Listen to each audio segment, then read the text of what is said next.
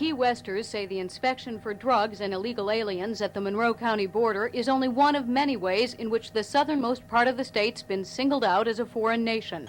So at noon today, they made it official. Former Mayor Dennis Wardlow redubbed himself Prime Minister, announced Key West's secession from the Union, rechristening it the Conch Republic. Cheers went up as the new flag was flown. If Key West is a foreign country to Washington, Washington shall represent a foreign nation to Key West. Businessmen say the traffic jam-ups caused by the checkpoint kept away a lot of tourists, so the more enterprising among them made up for that by capitalizing on the revolution, selling conch visas, flags, and other memorabilia. But if the secession was symbolic, town officials say they won a real victory from the federal government in court yesterday. They are going to stop the searches. They are going to keep the roadblock in, but at this point, on the record, they're saying they're only going to keep it in for 2 weeks. The crowd was appreciative, though a little less serious. I think it's great. I think it should have happened a long time ago. Only moments after the festivities in the town square, citizens of the new republic began celebrating their independence and enjoying the good life as former Americans. We talked with the State Department yesterday to see if they had any plans to establish diplomatic relations with the new country. They said they hadn't really thought about it, but pointed out that if Key West did become a foreign nation, there'd be a permanent checkpoint between Dade and Monroe counties. That'd be an ironic end to the current controversy. Mary Nissenson, Channel 4 News from the newly founded Conch Republic.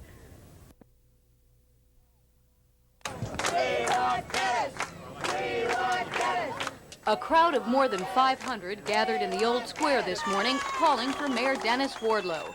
They cheered wildly as Wardlow announced Key West's secession from the Union, redubbed himself Prime Minister, and raised the flag of his new nation. We serve notice on the government in Washington to remove the roadblock or get ready to put up a permanent border to a new foreign land. The Prime Minister declared war against the United States, but surrendered only moments later in the hopes of getting $1 billion in foreign aid. Most of his fellow rebels were simply ecstatic. One of the most patriotic things I've heard of. That's why I'm here. I have traveled 82 miles just to be here for the official secession of this state. It's a milestone in my life. The secession, of course, was only symbolic, but it's helped score Key Westers a real victory. The federal government has announced that the checkpoint will be removed May 2nd.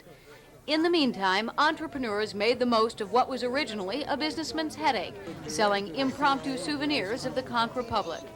Among those souvenirs, stickers facetiously labeled temporary visas to facilitate travel into Dade County. And the rebels took a moment to celebrate that there won't be any checkpoint to use those visas at in the near future. Mary Nissenson, Channel 4 News from the newly founded Conch Republic.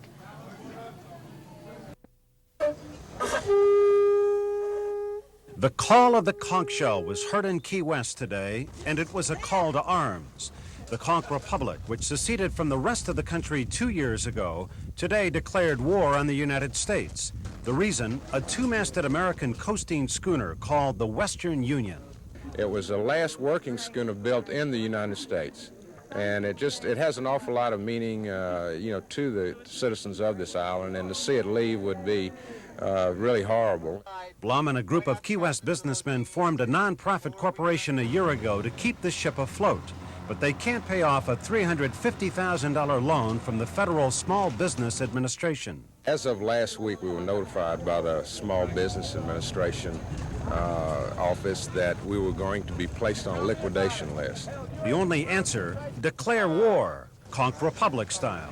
We're going to invade the fort, Fort Zachary Taylor, and we're going to occupy it until we can raise $350,000. And if it takes 4 days, fine. If it takes 5 days, better. A Civil War fort for a tall ship. The battle lines were drawn, and this morning the troops assembled in their own creative uniforms, with their own creative weapons, and their own creative ideas. I mean, if the French government had to borrow money on the Mona Lisa, would they foreclose and take a national treasure? No. And for this wonderful little Key West national treasure, we just think they ought to do something else. I mean, they just ought to wait a little while longer. They should refinance it. But soon the time for talking was over. Led by Monroe County Mayor wilhemina Harvey, today promoted to Admiral of the Conch Republic Navy. Bravo! Bravo! The Armada set sail for Fort Taylor. Reporters weren't allowed to accompany the Marines into Grenada, but we were invited to be on shore to document today's historic invasion, which was studied from the fort by its only defender. Resistance was, shall we say, minimal, and to the victor went the microphone. All right, what is your opinion of this? Do you surrender yet? All I would like to say is, on behalf of the garrison of Fort Taylor, we want to do anything possible to preserve the Union. This declaration of war says the sea share will last until the ship is freed of her debt by every right-thinking person who comes to her defense. That could mean a day, a week, or until it's time to take a break and go to the Mallory dock for sunset. In Key West, Michael Putney, News 4. 1 year old at age. Loving that Y'all heard we just shot the cannons off, skied a dryer, relaxed, now official attire. Having a good time.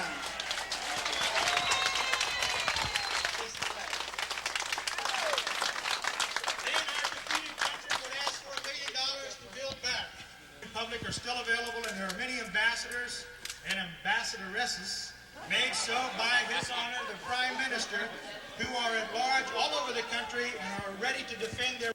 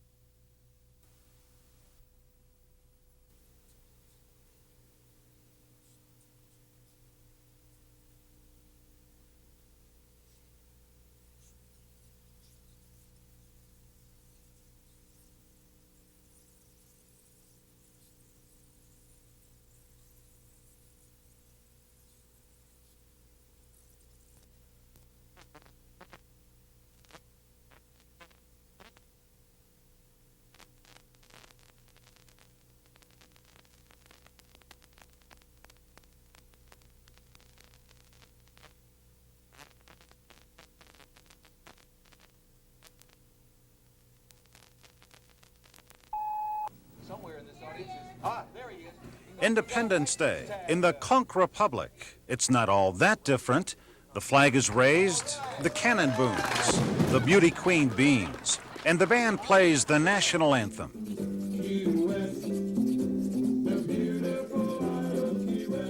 And after the music, politicians make patriotic speeches. We proclaimed ourselves as a free nation, as separate from the United States of America. If they were going to put a roadblock up and cut us off from the rest of the United States, we wanted foreign aid. In addition to Conch Republic history, there was personal history from a genuine conch.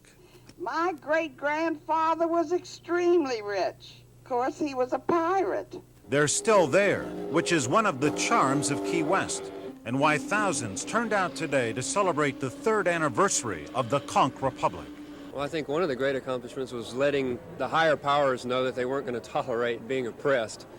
And I think that's how it all began. What do you think some of the great accomplishments of the Conch Republic have been?